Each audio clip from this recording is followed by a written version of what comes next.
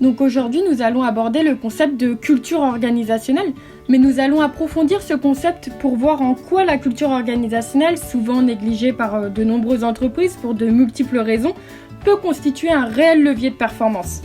Dans un premier temps, qu'est-ce que la culture organisationnelle ? On peut la définir comme étant l'ensemble des croyances, des valeurs propres à une entreprise qui vont guider les politiques mises en place par les dirigeants ainsi que les attitudes des employés. De ce fait, cela se traduit par des codes qui vont influencer la communication, les relations au sein de l'entreprise, les actions mises en œuvre, mais également l'ambiance et l'image de l'entreprise. Nous allons voir maintenant les 4 grands types de culture organisationnelle décrits par le modèle Competing Values Framework. Le premier type de culture que nous allons mettre en avant, c'est la culture clan. La culture clan a pour principale finalité la collaboration par le biais de la participation, qui est la valeur principale de l'entreprise.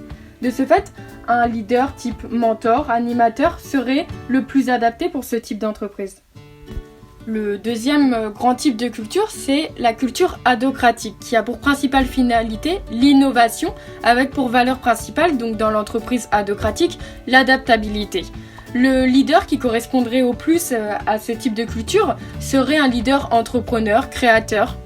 Autre type de culture qui appartient donc à ce modèle, ça va être la culture hiérarchique. La culture hiérarchique, elle a pour principale finalité le contrôle, et ainsi donc la valeur principale de l'entreprise repose sur la structure.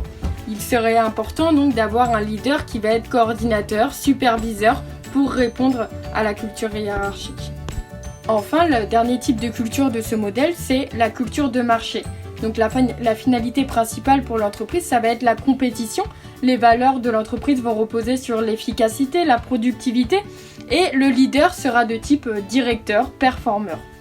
De nombreuses études mettent en avant les conséquences positives d'une forte culture organisationnelle, témoignant ainsi de l'importance capitale et stratégique de celle-ci.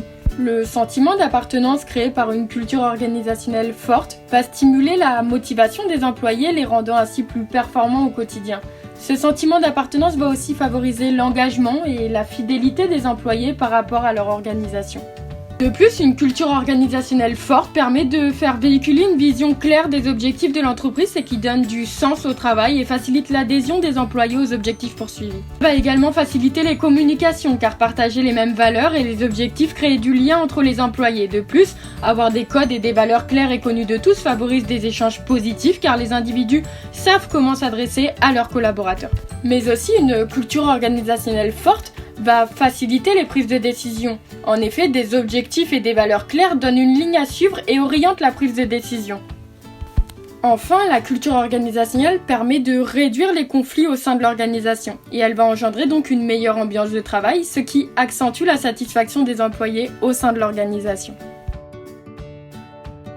La question qui reste primordiale, c'est comment instaurer une culture organisationnelle forte et cohérente avec la vision que l'on veut donner de son entreprise. Nous allons mentionner 4 grandes étapes. Donc, avant toute chose, il est important de se poser la question suivante. Quelle est la finalité de mon organisation ? Dans un second temps, il faut se demander quelles sont les valeurs importantes que je veux transmettre à travers l'entreprise. Ces valeurs sont-elles en cohérence avec l'orientation que je veux donner à mon entreprise ? Une troisième étape, il s'agira de se poser la question quelle culture organisationnelle adopter pour être en cohérence avec cette finalité et ses valeurs. Choisir là ou les cultures organisationnelles qui vont permettre d'instaurer un cadre favorable à la réalisation des objectifs de l'organisation et à la promotion des valeurs importantes pour les dirigeants. Ainsi, si l'humain est au cœur de vos préoccupations et qu'il vous tient à cœur d'aider vos collaborateurs à faire de leur travail une source d'épanouissement personnel, vous aurez tout intérêt à mettre en place une culture de clan. Enfin, l'objectif de cette 4e étape et dernière étape, c'est de maintenir ce choix à long terme. Donc il est primordial de recruter des leaders porteurs de la culture visée, car ceux-ci sont tout de même au cœur de la transmission de cette culture organisationnelle. Un dernier point que nous n'avons pas mentionné au cours de ces 4 étapes, mais qui est logique et essentiel à la mise en œuvre d'une culture organisationnelle, c'est de croire en celle-ci. Les leaders et dirigeants d'une organisation doivent bien évidemment incarner les valeurs qu'ils prônent. C'est un élément essentiel pour faire adhérer les collaborateurs.